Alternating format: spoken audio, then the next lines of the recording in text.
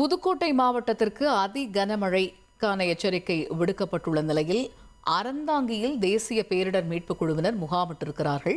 இது பற்றிய விரிவான தகவலை செய்தியாளர் சதீஷ் முருகனிடம் கேட்போம். இப்ப அறந்தாங்கியை பொறுத்த வரைக்கும் தேசிய பேரிடர் மீட்புக் குழுவினர் முகாமிட்டிருக்கிறாங்க அப்படின்னு அறிகிறோம். அந்த குழுவில் மொத்தம் எத்தனை பேர் இருக்கிறாங்க, எந்தெந்த பகுதிகளுக்கெல்லாம் அவங்க அனுப்பப்பட இருக்கிறாங்க, அதை பற்றிய விவரங்கள் இருக்கா சதீஷ்?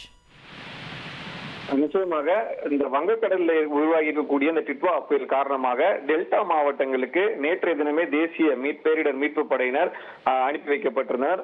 புதுச்சேரி, தமிழகம் உள்ளிட்ட பல்வேறு பகுதிகளில் இவங்க சென்றிருக்காங்க. பாண்டிச்சேரி, தஞ்சாவூர், நாகைப்பட்டினம், மயிலாடுதுறை, புதுக்கோட்டை, கடலூர், திருவாரூர் என ஒரு அணிக்கு 30 பேர் கொண்ட மொத்தம் 8 குழுக்கள் நேற்றைய தினம் சென்றிருந்தார்கள். இவருடன் மோப்பனாய் உள்ளிட்ட அதிநவீன கருவிகள், மீட்பு கருவிகளும் இடம்பெற்றிருந்தன.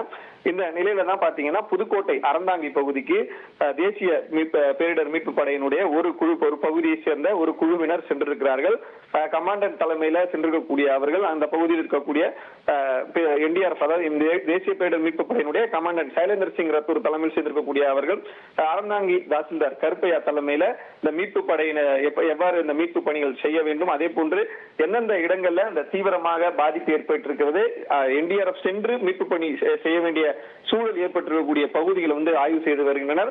இந்த நிலையில தமிழக அரசு சார்பில் ஏற்கனவே உருவாக்கப்பட்டிருக்கக்கூடிய இந்த மீட்பு படை குழு என்று ஒன்று இருக்குது. அந்த லோக்கல் டீமோட என்டிஆர்எஃப் டீமும் சேர்ந்து மீட்பு பணிகள் நடப்பது தொடர்பான அந்த ஆய்வை மேற்கொண்டு ஆலோசனை நடத்தி வருகிறார்கள்.